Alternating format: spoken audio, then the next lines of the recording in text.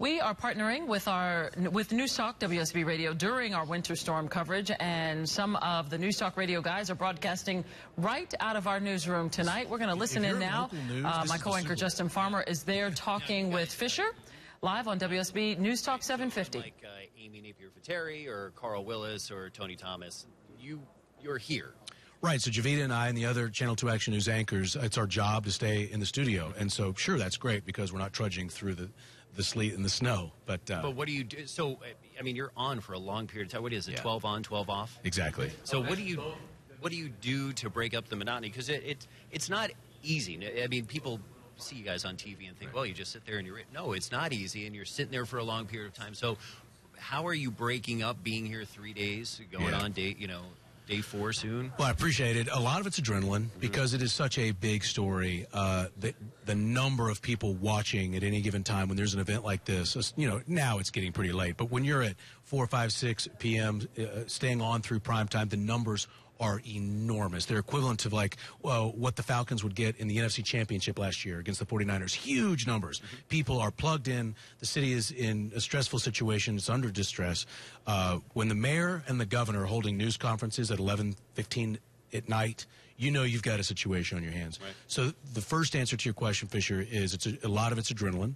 I work with great people from Javita to Glenn to Brad Nitz, David Chanley, Karen Minton, all of them. We kind of keep each other going. We get adrenaline. There's my guy, Fred Blankenship, over there. So we'll fist bump. He's getting ready for the morning. We'll fist bump, and then he'll run on the set at 4 o'clock. And we keep each other going. Yeah. So when you're off, how do you...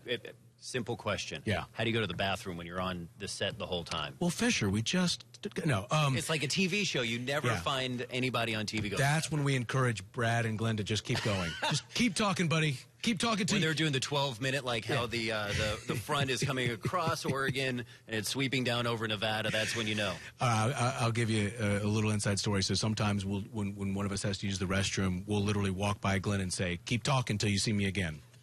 So we can get our 4 seconds and run to the restroom. Yeah. When you guys are looking at Facebook and you're looking at Twitter and all your resources, the website, you're getting calls, what are people asking at these times? Well, 2 things. I really want to say when there's an event like this, I am genuinely moved by how fabulous most people are, right? When you see the news, sometimes you can get skeptical and you get down.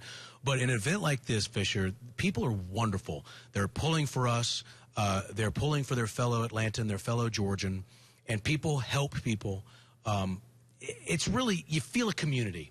When we all go through something like this together, you get that sense of community. And I can't tell you how good it feels to be a Georgia native, to be an Atlanta native, to be working at WSB and feel like I'm literally talking among friends when we go through a week like what we're going through right now.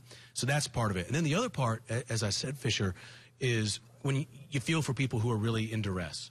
You feel for them and you try to get them answers. And sometimes if I can't answer their question directly, we'll have a reporter. I'll forward an email to Mark Winnie, who's embedded with the National Guard. He can get an answer for us, and then I'll forward that on to the viewer.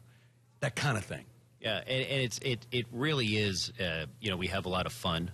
We get some perks here and there, just being in the business. But this is what matters to us.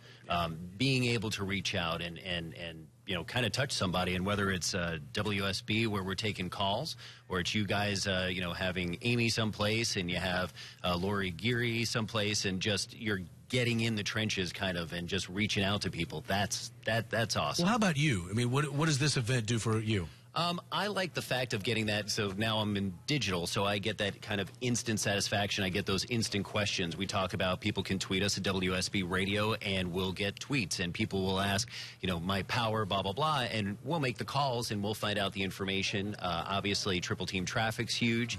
People want to know where to go. That was important 2 weeks ago.